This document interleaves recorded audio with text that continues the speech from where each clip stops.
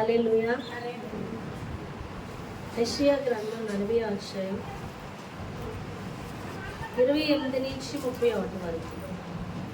యెషయా గ్రంథం 40వ అధ్యాయం 28 నుంచి 31 వరకు.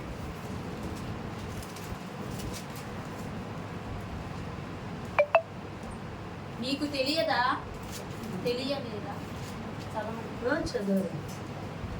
నీకు తెలియలేదా? నీవు వినలేదా? భూదిగంతములను సృజించిన యెహోవా నిత్యుడగు దేవుడు. ఆయన సొమ్మసిల్లడు, అలయడు. ఆయన జ్ఞానము శోధించుట అసాధ్యము. సొమ్మసిల్లిన వారికి బలమిచ్చువాడు ఆయనే. శక్తిహీనులకు బలవృద్ధి కలుగు చేయువాడు ఆయనే. బాలును సొమ్మసిల్లుదురు, అలయుదురు. యవనస్తులు తప్పక తొట్టిల్లుదురు. యెహోవా కొరకు ఎదురు చూచువారు నూతన బలము పొందుదురు. వారు పక్షిరాజు వలె రెక్కలు చాపి పైకి ఎగురుదురు. అలయగా పరిగెత్తుదురు, సొమ్మసిల్లగా నడిచిపోవుదురు. ప్రార్థన చేద్దాం. యేసయ్యా నీకు వందనాలు ప్రభువా, స్తోత్రాలు. నా శక్తి చేత కాదయ్యా, నా బలము చేత కాదు, నీ ఆత్మ స్వాధీనానికి అప్పగించుకో. మీరు పని చేయండి ప్రభా. 100% నా అనుమానం పని చేయండి. మీరు మాట్లాడితే ఇక్కడ జీవం కలుగుతాడు. మేము మాట్లాడితే కాదు, పరిశుద్ధాత్మ నన్ను పూర్ణముగా స్వాధీనపరచుకోండి. మీరు మాట్లాడమని ప్రతి డిస్టర్బ్ స్పిరిట్ ని నజరేయుడైన యేసుక్రీస్తు నామములో బంధిస్తున్నాము. మీరు పని చేయమని యేసు నామములో అడుగుచున్నాము తండ్రి. ఆమేన్. ఆయన సొమ్మసిల్లడు, అలయుడు. ఆయన జ్ఞానమును శోధించుట అసాధ్యము. సొమ్మసిల్లిన వారికి బలమిచ్చువాడు ఆయనే. శక్తిహీనులకు బలాభివృద్ధి కలుగ చేయువాడు ఆయనే. బాలురు సొమ్మసిల్లుదురు, అలయుదురు. యవ్వనస్తులు తప్పక తొట్టిల్లుదురు. యెహోవా కొరకు ఎదురు చూచువారు నూతన బలము పొందుదురు. వారు పక్షిరాజుల వలె రెక్కలు చాపి పైకెగుదురు. అలయక పరిగెత్తుదురు, సొమ్మసిల్లక నడిచిపోదురు. హల్లెలూయా. చూడండి, దేవుడు ఎప్పటికీ కూడా అలసిపోడు, సొమ్మసిల్లిపోడంట. హల్లెలూయా. ఎందుకంటే ఆయన దేవుడై ఉన్నాడు. దేవుడు ఎక్కడైనా అలసిపోతాడా? సొమ్మసిల్లిపోతారా? సొమ్మసిల్లిపోడు. కానీ మనుషులు అలసిపోతారు. ఎవరు అలసిపోతారు? మనుషులు అలసిపోతారు. మనుషులు సొమ్మసిల్లిపోతారు. మనుషులు జీవితంలో వారి ప్రయాణం కొనసాగించి జీవితంలో అలసిపోతారు. జెంట్స్ డబ్బులు సంపాదించడంలో, వారి యొక్క సమస్యల్లో వారు ఆ యొక్క జీవితాన్ని నడిపించలేక ఆ డబ్బుల సంపాదన విషయంలో వాడు అలసిపోతాడు. స్త్రీలు ఆ యొక్క పిల్లల విషయంలో, బాధ్యతల విషయంలో వాళ్ళు అలసిపోతారు. ఆ డోర్ ఎవరు వేసేస్తున్నారు? తీయండి, పూర్తిగా తీసి కనువడిలాగా. హల్లెలూయా. వీళ్ళందరూ ఈ విధంగా అలసిపోతారేమో కానీ దేవుడు అలసిపోని దేవుడు. అలాంటి దేవుని వైపు చూచే నువ్వు నూతన బలం పొందుకుంటావంట. సౌండ్ అన్నా. హల్లెలూయా. అలాంటి దేవుని వైపు చూచే ఉందిలేమో. దేవుని వైపు చూచే నువ్వు అలసిపోవు అని దేవుడు మాట్లాడుతున్నాడు. ఎవరైతే దేవుని వైపు చూస్తారో వారు నూతన బలము పొందుకుంటారు. చూడండి, నా వైపే. మీరు ఎటువైపు చూస్తే అందుకోలేరు. ఫోన్ మోగిన ఏం మోగినాడు వద్దు, సైలెంట్లో పెట్టు. హల్లెలూయా. నా వైపే చూడండి. హల్లెలూయా. బాలురు సొమ్మసిల్లిపోతారేమో కానీ, యవనులు తొట్టిల్లిపోతారేమో కానీ, యెహోవా కొరకు ఎదురు చూచువారు నూతన బలము పొందుకుంటారు. నీలో జీవం ఉన్నదా? జీవం అంటే ఏంటి? మీకు చాలాసార్లు చెప్పాను. మనలో ప్రాణము, ఆత్మ, శరీరము ఉంటాయి. ఎవరైతే క్రీస్తుని అంగీకరిస్తారో వారిలోకి మాత్రమే జీవం వస్తుంది. జీవము నీలో ఉంది అంటే క్రీస్తు నీలో ఉన్నాడు, నీ ఆత్మలో ఉన్నాడు. అవునా కదా? నువ్వు పరిశుద్ధాత్మ చేత నింపబడినప్పుడు శక్తిని పొందుకుంటావు. కాబట్టి నువ్వు బలమును పొందుకొని ఉన్నావు. అంటే నీలో ఎవరున్నారు? బలవంతుడైనటువంటి, సొమ్మసిల్లిపోనటువంటి, సోలిపోనటువంటి యేసు ప్రభువారు నీలో ఉన్నారు.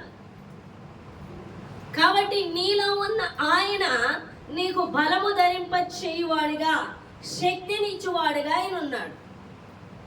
నువ్వు యేసుని నమ్ముకొని యేసయ్య వద్దకు వచ్చి పరిశుద్ధాత్మ చేత నింపబడి కూడా నువ్వు ఒక బలహీనురాలిగా నువ్వు చూసుకుంటావు. ఏ సమస్య వచ్చినా నా వల్ల కాదు, నేనేమీ చేయలేను, నేను దాన్ని సాధించలేను, నేను మాట్లాడలేను, నేను నిలబడలేను అని నువ్వు అనుకుంటావు. కానీ నీలో దేవుని జీవం ఉంది, నీలో పరిశుద్ధాత్మ దేవుడు ఉన్నాడు, నీలో యేసు ఉన్నాడు. నువ్వు ఎప్పుడైతే యేసుని ప్రేమిస్తున్నావో, యేసుని అంగీకరిస్తున్నావో, ఆయన నీలో ఉన్నాడు. అది నీవు తెలుసుకోవాలి. ఆ జీవం ఎలాంటిది? బలము గలది. దాన్ని చూచువారు నూతన బలం పొందుకుంటారు. దాన్ని చూచేవారు నీలో ఉన్న జీవాన్ని, నీలో ఉన్న పరిశుద్ధాత్మని, నీలో ఉన్న దేవుణ్ణి నువ్వు చూసినప్పుడు నువ్వు నూతన బలాన్ని పొందుకుంటావు. హల్లెలూయా. ఇది చూడకంట నిన్నే చూసుకుంటూ నా వల్ల కాదు, నేను ఇది చేయలేను, నేను ఇది నడపలేను, నేను ఇది మాట్లాడలేను అంటే నీలో ఉన్న జీవాన్ని కాదు, నీ బలహీనతను చూసుకుంటున్నావని దేవుడు మాట్లాడుతున్నాడు. అందుకే యెహోవా కొరకు ఎదురు చూచువారు నూతన బలం పొందుదురు. నువ్వు దేవుని వైపు చూస్తే నువ్వు దినదినము నూతన బలం పొందుకుంటావు. ప్రతి దినము నేను బలపరచగలడు. మన సౌలును చూసినట్లయితే సౌలు యొక్క సైన్యము గొలియాతును చూసి భయపడ్డారు. వాళ్ళను చూసుకొని మేము బలహీనులం అనుకున్నారు. కానీ దావీదు గొలియాతును చూసాడు, కానీ గొలియాతును ఎదిరించగలిగేటువంటి దేవుడు నాలో ఉన్నాడు అన్న విషయం మాట్లాడాడు. ఈ సున్నతి లేనివాడు, ఈ సున్నతి కలిగిన వాడిని ఏమీ చేయలేడు అన్నాడు. అనగా సున్నతి కలిగిన వాడు అంటే వాళ్ళు క్రీస్తుకు బిడ్డలని తాను గుర్తు చేసుకుంటున్నాడు. తనకి తెలుసు. ఈరోజు నువ్వు దేవుని బిడ్డవయ్యావు అంటే ఎలా అయ్యావు? నువ్వు ఎవరి వెంట క్రైస్తవుని అని చెప్పుకుంటావు, అవునే కదా? నీ క్రిస్టియన్ అని చెప్తావు. నువ్వు క్రిస్టియన్ అని చెప్పేది నీవు ఆ క్రీస్తుని ఎరుగుతున్నావా? నీలో ఉన్న క్రీస్తుని చూడగలుగుతున్నావా? నేను క్రిస్టియన్ అని చెప్తావు, ఏదన్నా అవుతా అడిలిపోతావు. క్రిస్టియన్ చెప్పుకోవడానికి నీకు అర్హతే లేదు. నువ్వు క్రిస్టియన్ అంటే క్రీస్తుని ధరించిన వ్యక్తివి, క్రీస్తుని కలిగిన వ్యక్తివి, అనగా దేవుని కుమారుడివి, కుమార్తెవి. దేవుని కుమారుడివి, కుమార్తె అంటే దేవుని గర్భం నుంచి వచ్చిన వ్యక్తివి. అంటే నీలో ఎంత శక్తివంతుడైనా దేవుణ్ణి నువ్వు కలిగి ఉన్నావో, నీ తండ్రి ఎంత శక్తివంతువాడో నీకు తెలియట్లా. వాక్యమును చదువుతారు కానీ, చర్చిలకు వస్తారు కానీ ఆయన బలమును, ఆయన శక్తిని ఎరిగిన వారుగా ఉండరు. శాతానికి భయపడే పిరికి బందల్లా ఉంటారు. పిరికి ఆత్మ ఇవ్వలేదు దేవుడు, దాస్యపు ఆత్మని ఇవ్వలేదు దేవుడు, స్వతంత్రపు ఆత్మని ఇచ్చి ఉన్నాడు. నువ్వు దేవుని ఆత్మ చేత ఎప్పుడైతే నింపబడ్డావో నువ్వు స్వతంత్రాలివి, పిరికిదానివి కాదు, బలహీనురాలివి కాదు, భయస్థురాలివి కాదు అని దేవుడు మాట్లాడుతున్నాడు. హల్లెలూయా. అందుకే దావీదు గొలియాతును చూసి భయపడలేదు. ఈ సున్నతి లేనివాడు, ఈ సున్నతి కలిగిన వాడిని ఏమీ చేయలేడు, అనగా ఈ దేవుని బిడ్డను ఏమీ చేయలేడని చెప్తున్నాడు. ఈరోజు నువ్వు దేవుని బిడ్డవై ఉండి సమస్యలు కళ్ళిపోతున్నావు, సమస్యలకి భయపడుతున్నావు, నిన్ను చూసుకుంటున్నావు, నువ్వు ఒక బలహీనురాలుగా చూసుకుంటున్నావు. కానీ నీలో జీవం కలిగిన బలవంతుడు ఉన్నాడన్న సంగతి నీకు తెలియట్లేదు. ఆయన్ని చూస్తే నువ్వు నూతన బలం పొందుకుంటావు. నీ బలం కాదు, ఆయన బలంతో ఎదుర్కొంటావు, ఆయన శక్తితో ఎదుర్కొంటావు. ఈరోజు సమస్యను చూసి దేవుని వైపు చూడకుండా సమస్య వైపే చూసిన వాళ్ళు ఆయన శక్తిని, ఆయన మనలో ఉన్నాడన్న సంగతి ఎరుగని వారుగా ఉంటున్నారు. చూడండి, మనకి దానియేలు చూసినట్లయితే హనన్య, అజర్యా, మిషాయేల్ అనగా షడ్రకు మేషకు అబెద్నెగోలు ఉన్నారు. అవునే కాదా? వీళ్ళ ముగ్గురికి పరీక్ష ఏంటి అంటే వాళ్ళు అన్య దేశపు రాజ్యములో ఉన్నారు. అనగా యేసు ప్రభువుని ఎరిగిన రాజు క్రింద లేరాళ్ళు.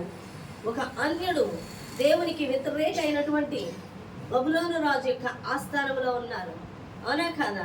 అటువంటి అప్పుడు వాళ్ళు ప్రార్థన చేయకూడదు అని ఒక ఇది తీసుకొచ్చారు. కొంతమంది వీళ్ళని ఆ రాజుకి ఏమీ లేదు, కానీ ఆ రాజును కొంతమంది శత్రువులు ప్రేరేపించి ఎలాగని వీళ్ళ ముగ్గురిని ఇరికించి జాబ్ నుంచి తీసేయాలని ఒక విగ్రహం చేయించి రాజుని బాగా ప్రేరేపించి, ఇదిగో ఈ విగ్రహానికి నమస్కరించిన వారు మాత్రమే ప్రేయర్ మానేయాలి. ప్రార్థన ఎవ్వరు దేనికి నమస్కరించి విగ్రహానికి నమస్కరించాలి లేదు. వారిని మండుచున్న అగ్నిగుండం వేయాలని పెద్ద అగ్నిగుండం రెడీ చేసేస్తారు. అలా రెడీ చేసేసినప్పుడు వీళ్ళు ముగ్గురు ఎందుకు వచ్చిందిలే ప్రేయర్ మానేద్దాం అనుకున్నారా? మళ్ళాటోళ్ళు అయితే మానేద్దాం, మనం అంత చెత్త బ్యాచ్. దేవుడు ఎన్నుకునేవాళ్ళు అణిముత్యాన్ని ఎన్నుకుంటారు, పనికి మళ్ళీ చెత్తనే కాదు, పిరికి బంధంలో కాదు. దేవుడి కోసం నిలబడగలగాలి, ఏదైనా వదిలేయగలగాలి. అలాంటి రోషము కలిగిన పాత్రలు కావాలి దేవుడికి. తుమ్మితే దగ్గి తళ్ళిపోయి బ్యాచ్ కాదు దేవుడికి కావాల్సింది. ఆయన రోషం కలిగిన దేవుడు, దేవుడి కోసం రోషం కలిగిన వాడు. రేపు పరలోక రాజ్యం ప్రతి వాళ్ళకి ఇచ్చేస్తాడు అనుకుంటున్నారా? దేవుని కోసం భూమి మీద నిలబడిన వాళ్ళు చూస్తూ ఉంటాడు ఆయన. వాళ్ళే నా రాజ్యంలో ఉండాలని మాట్లాడతాడు. రేపొద్దున ప్రపంచం అంతా చూస్తుండగా తీర్పు వస్తుంది. ప్రభువా నువ్వే దేవుడు అని తప్పుడు ఒప్పేసుకుందంటే వచ్చి ఎంతమంది చెప్పలేదు నీకు, నిలబడ్డావా నా కోసం అని తీసుకెళ్ళి ఇలా అగ్ని ఉండలో దోసేయమంటాడు. అప్పుడు నేను కాపాడేవాడు ఎవడో ఉంటాడు. ఈరోజు ఏ మనుషుల కోసం భయపడుతున్నావు, ఏ అధికారాల కోసం భయపడుతున్నావు, అవి నేను కాపాడవప్పుడు మరణానికి జీవానికి అప్పగించేవాడు దేవుడు ఒక్కడే. జ్ఞానం ఉండాలి. కొంతమందికి జ్ఞానం ఉండదు. లోక జ్ఞానం వృధా.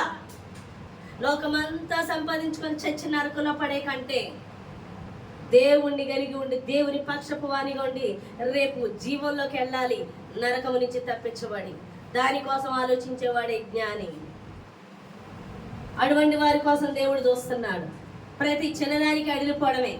పిరికి వారు పరలోక రాజ్యంలో ఉండరు తెలుసా? ఉంటారా ఎవరన్నా? పిరికి వారు పరలోక రాజ్యంలో ఉండరు. దేవుని రాజ్యంలో చేర్చబడేవారు దేవుని కోసం నిలబడేవాళ్ళు మాత్రమే. ఈ అగ్నిగుండంలో పడేస్తాను అన్నప్పుడు వీళ్ళ ముగ్గురు కూడా మేము ప్రార్థన మానేద్దాంలే అని ఆగిపోలేదు. ఆ కిందోళ్ళు అని ఉండొచ్చేమో, ఎందుకయ్యా మీకు రోషం మానేయచ్చు కదా అని ఉండొచ్చేమో. అయినా దేవుడు నమ్ముకున్నాక ఇలాంటి సమస్యలు తీసుకొస్తాడేంటి? ఒప్పుకుంటేనే కానీ అయ్యేలా చేయకుండా అని అనుకోవచ్చు. నిజంగా దేవుడు ఒప్పుకునేలాగే తీసుకొస్తాడు. ఎందుకంటే నువ్వు ఒప్పుకుంటేనే అక్కడ విజయం శాతాన్ని మీద. అక్కడ దేవుడు ఒక ప్రణాళిక మొదలు పెడుతున్నాడు. దానికి ఆటంకంగా నేను ఉండకూడదు. నిన్ను అక్కడ నిలబెట్టి మాట్లాడిస్తున్నాడు, ఒప్పుకునేలా చేస్తున్నాడు, తప్పించుకోకుండా ఒప్పుకునేలా చేస్తున్నాడు అంటే అక్కడ గొప్ప ప్రణాళిక ఉందని అర్థం.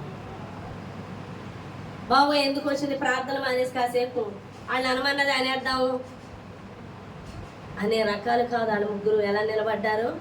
రాజా వేసేసుకుంటే వేసేసుకో అగ్నిగుండంలో, లేదనుకో మా దేవుడు కాపాటకు సమర్థుడు, లేకపోతే కాలిపోయి దేవుడు దేవుడు. మళ్ళాంటి వాళ్ళు అగ్నిగుండం చూస్తేనే ఇక్కడ మనసు డెసిషన్ మార్చేసుకుంటాం. రాజుగారిని చూసే డెసిషన్ మార్చేసుకుంటాం. ఇక్కడ ఎత్తాయి ఎత్తుతున్నారంటే ఇక్కడ ప్లాన్ ఒకటి వేసేస్తాం మనం. అంత చండాలం. కానీ దేవుడు ఒక వాగ్దానం ఇచ్చున్నాడు. అగ్నిలో నువ్వు వెళుతున్నప్పుడు కాలిపోవు, జలములు నిన్ను ముంచేయమని దేవుడు మాట్లాడుతున్నాడు. వాగ్దానం నీకు గుర్తుండాలి. అందుకే వాళ్ళు అంటున్నారు మా దేవుడు కాపాడటకు సమర్థుడు. జలముల్లో దాటినప్పుడు మునిగిపోము, అగ్నిలో నడిచినప్పుడు మనం కాలిపోము. కాబట్టి మా దేవుడు కాపాడటకు సమర్థుడు అని మాట్లాడినప్పుడు వాళ్ళ ముగ్గురిని కాళ్ళు చేతులు కట్టేసి వాళ్ళ ముగ్గురిని అగ్నిగుండంలో వేసి నోళ్ళు కాలి చచ్చిపోయారంట. కానీ వాళ్ళ ముగ్గురితో పాటు వాళ్ళ ముగ్గురు కాళ్ళు చేతులు కట్టిన తాళ్ళు మాత్రమే కాలేయంట, కానీ వాళ్ళ వెంట్రుకైనను కాలేదు. వాళ్ళతో పాటు యేసు ప్రభువు తిరుగుతాడు. అదంతా కనబడిలా రాజు పెట్టుకున్నాడు. ఆగండి ఆగండి, ఆడ ముగ్గురితో పాటు ఇంకో వ్యక్తి ఎవరో తిరుగుతున్నారు అని చూసి, నిజమే వాళ్ళని బయటికి తీసుకురండి అని చూస్తే వాళ్ళలో మండుతూ ప్రకాశిస్తూ దేవుడు వాళ్ళతో తిరుగుతూ ఉన్నాడంట అగ్నిలాగా. తర్వాత బయటికి తీసుకొస్తే ముగ్గురు ఉన్నారంట, వెంట్రుకైనను కాలిపోలేదు. అప్పుడు అన్నాడంట జనం అందరితో, నీ రాజు వీళ్ళ దేవుడే దేవుడు, వీళ్ళ దేవుడిని నమ్మండి. హల్లెలూయా, వీళ్ళ దేవుడే దేవుడు. రేపు మధ్యాకాశంలోకి దేవుడు రాబోతున్నాడు. ప్రతి జనాంగం ఆయన చూస్తారు. పిచ్చోళ్ళై చెప్పట్లేదు. జరగబోయే సంగతులు బైబిల్లో ఆల్రెడీ జరిగిపోతున్నాయి. ఇంకా భూమి మీద ఉన్నది ఏలేద్దాం అనుకుంటున్నారేమో. రాయి మీద రాయి నిలవకుండా కొద్ది దినాల్లో ప్రపంచం అంతా నాశనం కాబోతుంది. అయిపోతుంది సమయము. ఇంకా ఏ రాజ్యాలు ఏలేద్దాం అనుకుంటున్నావో సిద్ధపడు జనమా. ఈ లోకము దాని ఆశయం గతించిపోనని దేవుడు మాట్లాడుతున్నాడు. నువ్వు అందంగా చూస్తున్న ఈ సృష్టి అంతా నాశనం కాబోతుంది. ఇదంతా దేవుని చేతిలో ఉంది. జీవం కలిగిన దేవుని చేతిలో పడడం మేలు. నువ్వు దేవుని పక్షపు దాని ఉంటే నిన్ను కాపాడటకైన సమర్థుడు. ఎప్పుడైతే రాజు అలా నలుగురిని చూసాడో, బయటికి రప్పించాడు, ఇలా ముగ్గురు కూడా ఎలా ఉన్నారంట? ప్రకాశిస్తూ ఉన్నారంట. వాళ్ళ చేతులు తాళ్ళు మాత్రమే తెగాయి కానీ వాళ్ళ వెంట్రుకైనను కాలిపోలేదంట. అర్థమవుతుందా? హల్లెలూయా. ఎందుకు అంటే వారు రాజును చూడలేదు, అగ్ని గుండమును చూడలేదు, వారిలో ఉన్న దేవుణ్ణి చూశారు. ఎవరిని? వారిలో ఉన్న జీవం కలిగిన దేవుణ్ణి చూశారు.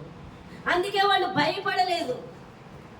ఈరోజు అగ్ని ఇలాంటి సమస్యలు వచ్చాయి. నాకైతే అనుకుంటూ ఉండేవారు అయిపోయింది కానీ ప్రతిసారి కూడా పక్షిరాజు యవనం వలె నన్ను పక్షిరాజు వలె పైకి ఎగరేస్తున్నాడు దేవుడు. క్రింద పడగొట్టట్లేదు. పడిపోద్దేమో అనుకుంటున్నారు వాళ్ళు. అనుకొని ఉండొచ్చు ఆ రాజు దగ్గర ఉన్న వాళ్ళ మీద కుయుక్తి పని వాళ్ళు. ఈ దెబ్బతీలు ముగ్గురు అయిపోతారు. ఇక జాబులు మనయ్యే, ఇక వీళ్ళని తీసేసాం అనుకున్నారు. కానీ వాళ్ళలో ఉన్న దేవుని శక్తిని బట్టి వారు నిలబడ్డారు. వాళ్ళు అక్కడ దీవించబడ్డారు. అనేకులు వారిని బట్టి వీరి పక్షాన్ని ఉన్న దేవుని చూడగలిగారు. నా జీవితంలో కూడా పడగొడదాం అనుకున్నారు. కానీ నాలో ఉన్న జీవం కలిగిన దేవుడు పక్షిరాజు వలె పైకి ఎగరగొడుతున్నాడు తప్ప కింద ఏమాత్రం పడేయట్లేదు. సమస్యలు వచ్చినప్పుడు నేను పిరికి బందలా పారిపోలేదు. నేను మాట్లాడను కానీ పైకి మాటలు, నాలో ఉన్న జీవం కలిగిన దేవుని వైపు చూస్తూ నేను సాగిపోతాను. ఎందుకంటే ఈ పరిస్థితిలో నన్ను నడిపిస్తున్న వాడు దేవుడు. వాళ్ళ లెక్కలు సరి చేయగలిగేవాడు దేవుడు అని దేవుడికి అప్పగిస్తాను తప్ప నేను మాటైనా మాట్లాడను. కానీ నిలబడతా రోషము కలిగి నా దేవుని కోసం. పిరికి బందలా వెనకడుగు వేసేదే లేదు. వెనకడుగు అయితే అది మరణమే తప్ప దేవుని విషయంలో వెనకడుగు వేసేదే లేదు. దేవుని కన్నా ఎవరిని ఎక్కువ ప్రేమించేది లేదు. అది డబ్బైనా ఎవరైనా పక్కన పెట్టడమే. ఎందుకంటే దేవుడు నీలో నాలో చూసేది నాకన్నా ఆయన కన్నా దేన్ని ఎక్కువ ప్రేమించినా నువ్వు నరకప్రాయురాలువే. ఈ సృష్టించిన సృష్టికర్తను ప్రేమించు. మొదటగా ఆయనకి ఇంపార్టెంట్. ఆయన చెప్పిన మాటే విను. అప్పుడు నిన్ను, నీ కుటుంబాన్ని, నీ చుట్టూ ఉన్న పరిస్థితులు దీవించడానికైనా సమర్థుడు. ఆయన్ని మించి నువ్వు దేన్ని ఎక్కువ ప్రేమించినా తీసివేయటకు క్షణకాలం పట్టదని దేవుడు మాట్లాడు. హల్లెలూయా. వాడు వాళ్ళ యొక్క జీవితాన్ని ప్రేమించలేదు కానీ వారిలో ఉన్న దేవుని యొక్క శక్తిని చూశారు. చుట్టూ ఉన్న సమస్యను చూసి భయపడలేదు. ఆ సమస్య నుంచి విడిపించడమే కాకుండా అక్కడ వారందరూ బ్రతికి ఉన్నారు. ఎందుకు వాళ్ళు ఆ బలం పొందుకున్నారు? ఎందుకు ఆ సమస్య నుంచి విడిపించబడగలిగారు? ఎందుకు ఆ అగ్నిగుండం నుండి బయటికి రాగలిగారంటే వారిలో చూసుకున్నది ఎవరిని? జీవం కలిగిన దేవుడు వారిలో ఉన్నాడు. హల్లెలూయా. ఈ జీవం కలిగిన దేవుడు కలిగి ఉన్న వాళ్ళు ఎల్లప్పుడూ దీవించబడుతూనే ఉంటారు. అలిసిపోరు, సొమ్మసిల్లిపోరు. నువ్వు జీవితంలో ఎప్పటికైనా అలిసిపోవచ్చేమో కానీ దేవుని చిత్తము చేస్తున్న వాళ్ళు, దేవుని వైపు ఎదురు చూసేవాళ్ళు ప్రతి దినం నూతన బలం పొందుకుంటారు, నూతన శక్తిని పొందుకుంటారు. పక్షిరాజు వలె ఎగురుతారు. పక్షిరాజు పైకి ఎగురుతుంది అన్నిటికన్నా. అంత ఉన్నతంగా మీరు ఎత్తబడతారు. ఈరోజు ప్రతి దినము మిమ్మల్ని చూసుకుంటున్నారేమో, మీ చుట్టూ ఉన్న సమస్యలు చూస్తున్నారేమో, మీలో బలము చూసుకుంటున్నారేమో, మీలో శక్తిని చూసుకుంటున్నారేమో. దేవుడా ఎప్పుడు విడిపిస్తావు అని అడుగుతున్నావేమో, దేవుడా ఎప్పుడు ఈ సమస్యకి పరిష్కారం అని అడుగుతున్నావేమో. నీలో సర్వశక్తివంతుడు ఉన్నాడన్న సంగతి మర్చిపోవద్దు. నీలో ఆయన ఉన్నాడు. ఆయన బలవంతుడు, ఆయన జ్ఞానం ఇచ్చేవాడు, ఆయన శక్తివంతుడు. ఆయన వైపు ఎదురు చూసేవాళ్ళు, ఆయన వైపు చూసేవాళ్ళు నూతన బలం పొందుకుంటారు. సమస్యలు చూస్తూ ఉంటారు, ప్రార్థన చేస్తూ ఉంటారు, సమస్యకి పరిష్కారం మనమే ఆలోచిస్తూ ఉంటాం. అదే బుద్ధిహీనత. నీ సమస్యను పరిష్కరించేవాడు నీలో ఉన్నాడు. హల్లెలూయా. ఆయన వైపు చూడు, ఆయన చెప్పింది చెయ్యి. ఖచ్చితంగా నీ సమస్యల విషయము ఆయన ఎప్పుడో నీకు ఇచ్చి వేసిన వాడు నీలో ఉన్నాడు. హల్లెలూయా. అందుకే దేవుడు ఏమని చెప్తున్నాడంటే ఇక్కడ చూడండి,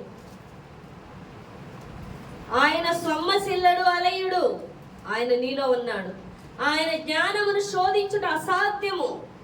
సొమ్మసిల్లిన వారికి బలమిచ్చువాడు ఆయనే, శక్తిహీనులకు బలాభివృద్ధి కలుగజేయవాడు ఆయనే. బాలురు సొమ్మసిల్లుదురు అలియుదురు, యవనస్తులు తప్పగా తొట్టిల్లుదురు. యెహోవా కొరకు ఎదురు చూచువారు నూతన బలం పొందుదురు. వారు పక్షిరాజు వలె రెక్కలు చాపి పైకి ఎగురుదురు, అలయక పరిగెత్తుదురు, సొమ్మసిల్లక నడిచిపోదురు. వాళ్ళు పరిగెట్టడంలో కొంతసేపు పరిగెట్టి అలసిపోతామేమో మనం, కానీ యెహోవాని కలిగిన వారు ఈ యొక్క ఆత్మీయ పోరాటంలో అలసిపోరు. ఈ ఆత్మీయ పోరాటంలో అలసిపోరు,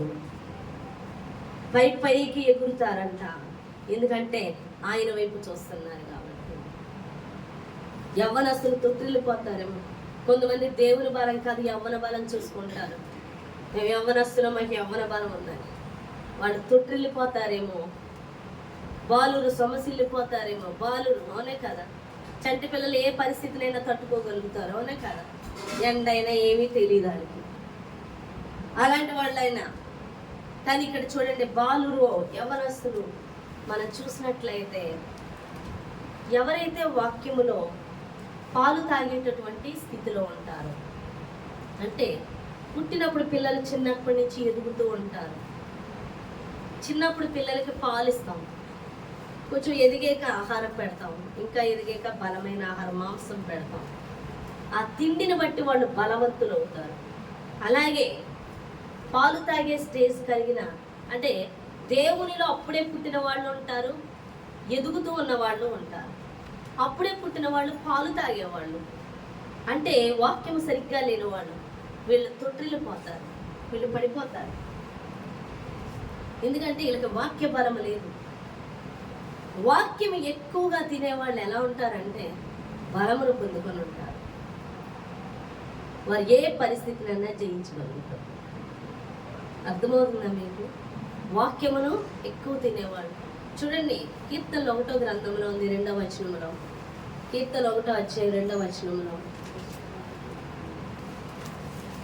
యెహోవా ధర్మశాస్త్రం నందు ఆనందించుచు దివారాత్రము వాడు ధన్యుడు. హల్లెలూయా.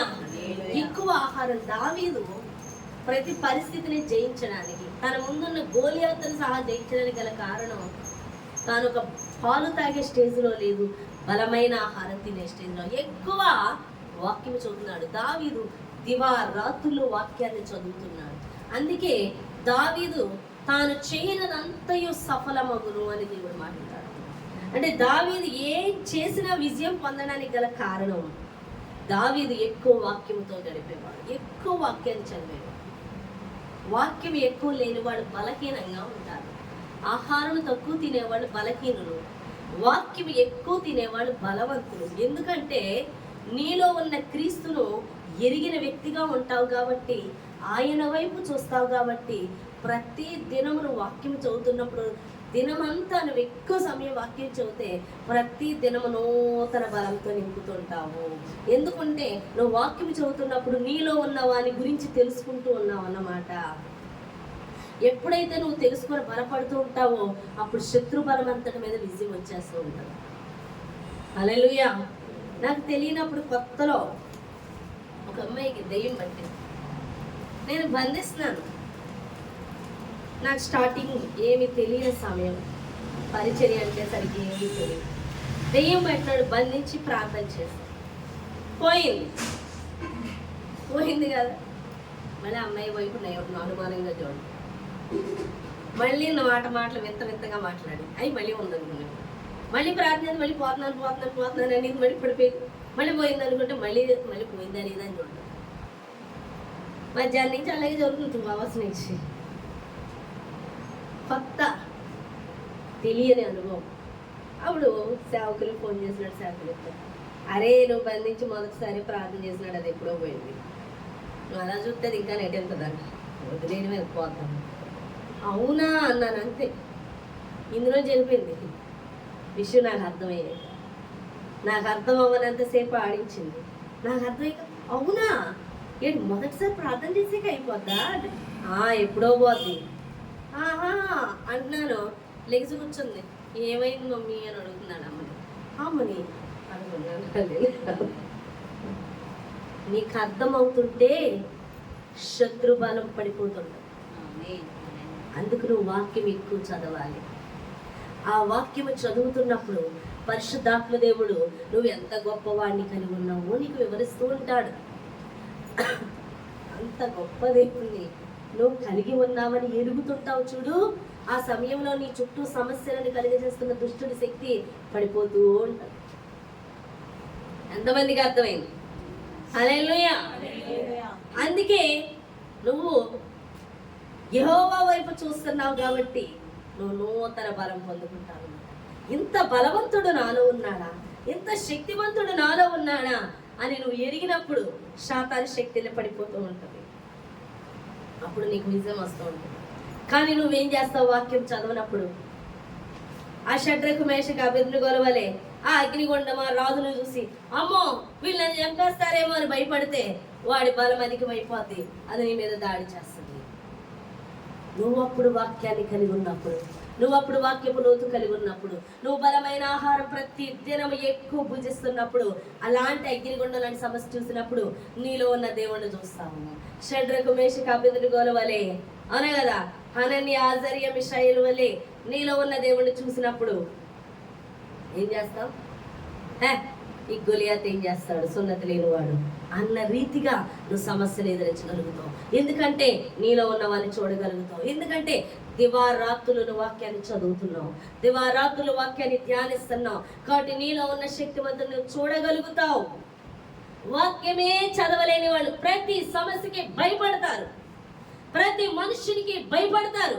ఎందుకంటే వారిలో బలమైన ఆహారం లేదు, వారిలో ఉన్న జీవాన్ని వారు చూడలేరు. కాబట్టి పిచ్చి వాటికి కూడా భయపడిపోతారు. అందుకే శాతాని చేత మొత్తబడుతూ వాడి చేతులు మ్రగ్గుతూ ఉంటారు. వాళ్ళు స్వతంత్రులు కాలేరు, వాళ్ళు బానిసలే శాతానికి. హల్లెలూయా. నువ్వు స్వతంత్రత ఎప్పుడు కలిగి ఉంటావు?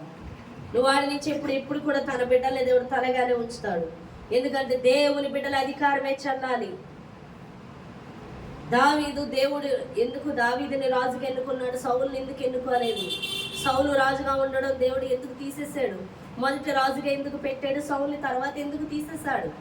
సౌలు మొదటిగా రాజుగా ఉన్నప్పుడు దేవునికి లోబడిన వ్యక్తిగా ఉన్నాడు కాబట్టి దేవుని ఆశీర్వాదం ప్రజల మీదకు వస్తుంది. శాతానికి అధికారం ఇచ్చేశాడు సౌలు. దేవుడు చిత్తాన్ని చేయక శాతాన్ అధికారానికి వెళ్ళినప్పుడు దేవుడు రాజుగా తీసివేసేసాడు సౌలుని. ఇప్పుడు ఎవరిని ఎన్నుకున్నాడు? దావీదుని. ఎందుకంటే దావీదు దేవుని అధికారం కింద ఉంటున్నాడు కాబట్టి ఆ ప్రజలకు ఆశీర్వాదం వస్తుంది. ఈరోజు నీ ఇంటిలోకి ఆశీర్వాదం రావాలంటే నువ్వు దేవుని అధికారం కింద ఉన్నప్పుడు దేవుడు నిన్ను అధికారిగా నిలబడతాడు. నీ మాటకు లోబడేలా చేస్తారు. నువ్వే శాతాన్ అధికారం కిందకి వెళ్ళిపోయి శాతానికి లోబడుతున్న ప్రజలకు లోబడితే నీ ఇంట్లో ఆశీర్వాదం కాదు, నీ ఇల్లు పెంట అవుతుంది. దేవుని అధికారానికి లోబడిన వారికి లోబడు, నీ ఇంట్లో ఆశీర్వాదం ఉంటుంది. శాతానికి లోబడిన వారికి లోబడితే శాతాన్ అధికారం నీ మీద నీ గృహంలో పనిచేస్తుందని దేవుడు మాట్లాడుతున్నాడు. కాబట్టి ఎవరి అధికారానికి అప్పగించుకోవాలి? దేవుని అధికారానికి అప్పగించుకోవాలని దేవుడు మాట్లాడుతున్నాడు. హల్లెలూయా. హల్లెలూయా. కాబట్టి ఇప్పుడు బిడ్డలారా, ఈరోజు దేవుడు పక్షిరాజు ఎవ్వరి వలె నువ్వు పైకి ఎగురుతావు. యెహోవా వైపు ఎదురు చూచువారు నూతన బలం పొందుకుంటారంటున్నావు. నువ్వు నూతన బలంతో నింపబడాలంటే నువ్వు దేవుని వైపు చూడాలి. దేవుడు పైన కాదు, నీలోనే ఉన్నాడు జీవమై. ఆయన నువ్వు ఎరగాలంటే వాక్యమునందలి దివారాత్రులు గడిపే వ్యక్తిగా ఉండాలి. నువ్వు ఎంత వాక్యం తక్కువ చదువుతావో అంత విజయం తక్కువ నీకు. నువ్వు ఎంత వాక్యం ఎక్కువ చదివి దాని గురించి ఆలోచించి దాని గురించి ఎక్కువ సమయాన్ని గడుపుతుంటావో ఈ ప్రపంచం మీదే విజయం వచ్చేస్తుంది నీకు. హల్లెలూయా. అంత విజయం ఉంది ఇందులో. నువ్వు ఎంత తక్కువ వాక్యం చదివి ఎంత ఎక్కువ లోక విషయాలు ఆలోచిస్తావో అంత సాతాను యొక్క బానిసగా మారిపోతావు. నువ్వు ఎంత వాక్యం ఎక్కువ చదివి దానిని ధ్యానిస్తూ ఉంటావో నిన్ను ప్రపంచాన్ని నీ కాలు కింద పెట్టగలిగిన శక్తివంతుడు నువ్వు కలిగి ఉన్నావు. కాబట్టి అంత విజయం నీలో ఉంటుంది. ఎందుకంటే లోకాన్ని జయించిన దేవుడు ఎవరిలో ఉన్నాడు? నీలోనే ఉన్నాడు అన్న విషయం నీకు తెలుస్తుంది. కాబట్టి దేన్నైనా జయించగలుగుతావు, జయించగలిగావు అన్న విషయం నువ్వు తెలుసుకుంటావు. నేను అర్థమైందా? నేను చెప్పిన వాక్యం నేను చెప్పుకుంటా పోయాను. అర్థమైందా? హల్లెలూయా. ఎవరి వైపు ఎదురు చూడాలి? ఆయన ఎక్కడున్నాడు? మనలోనే ఉన్నాడు. ఏమై ఉన్నాడు? జీవమై ఉన్నాడు. పరిశుద్ధాత్మ దేవునిగా ఉన్నాడు. హల్లెలూయా. అర్థమవుతుంది ఆ జెంట్స్ కి? హల్లెలూయా. ఏమై ఉన్నాడు? ఆయన జీవమై ఉన్నాడు. పరిశుద్ధాత్మ దేవునిగా మనలో ఉన్నాడు. ఆయన్ని ఎరుగుట యందు నువ్వు ధ్యానించాలి వాక్యాన్ని. దివారాత్రులు వాక్యాన్ని ధ్యానించాలి. ఎంత ఎక్కువ వాక్యం ధ్యానిస్తావో నీలో ఎంత విజయం కలిగిన దేవుడు ఉన్నాడో, ఏ పరిస్థితినైనా ఎంత ఈజీగా జయించవచ్చో తెలుసుకున్న వ్యక్తివై ప్రతిదినం వాక్యం చూస్తే నూతన బలం పొందుకుంటావు. అప్పుడు నీ జీవితం ఎలా ఉంటుంది? ఉన్నతంగా ఉంటుంది. పక్షిరాజు ఎగిరిపోవడం, నువ్వు ఎగిరిపోవడం కాదు, ఉన్నత స్థానంలో ఉంటావు. ఈ లోకంలో డబ్బు సంపాదించుకొని ఉన్నత స్థానంలో ఉన్నవాడు చిటికలో పోతాడు. సంపాదించుకుంటాడు, ఏదో రోజు టుక్కు అంటాడు. అవునా కదా? కానీ దేవుడు అలా కాదు. దేవునిలో ఎదుగుతుంటే నీలో ఉన్నవాడిని వాక్యం యొక్క ఎక్కువ గడిపి తెలుసుకుంటూ ఉంటే నువ్వు ఒక ఉన్నత స్థానంలో ఉంటావని దేవుడు మాట్లాడుతున్నాడు. నిన్ను తలగా ఉంచుతాను కానీ తోకగా ఉంచను అంటున్నాడు. అందుకే నువ్వు ఎక్కువ వాక్యం చదవాలి, ఎక్కువ వాక్యంలో గడపాలి. అప్పుడే నీలో ఉన్న వారిని గూర్చి నువ్వు తెలుసుకుంటున్నప్పుడు ఆ జ్ఞానము నీలో నుండి కనబడుతుంది, ఆ బలము నీలో నుండి కనబడుతుంది, ఆ శక్తిని నీలో నుండి చూస్తారు. వాళ్ళు ఆయన ఎరిగిన వారు కాబట్టే ఆ అగ్నిగుండం ముందు భయపడిపోలేదు, నిలబడ్డారు దేవుని కోసం. నీలో ఉన్నవాడిని నువ్వు ఎరిగితే భయపడవు, నిలబడతావు. ఖచ్చితంగా సమయంలో నీకు విజయమే ఉంటుందని దేవుడు మాట్లాడుతున్నాడు. ఈ చిన్న మాటల దేవుడు దీవించి ఆశీర్వదించును గాక. ఆమేన్. హల్లెలూయా.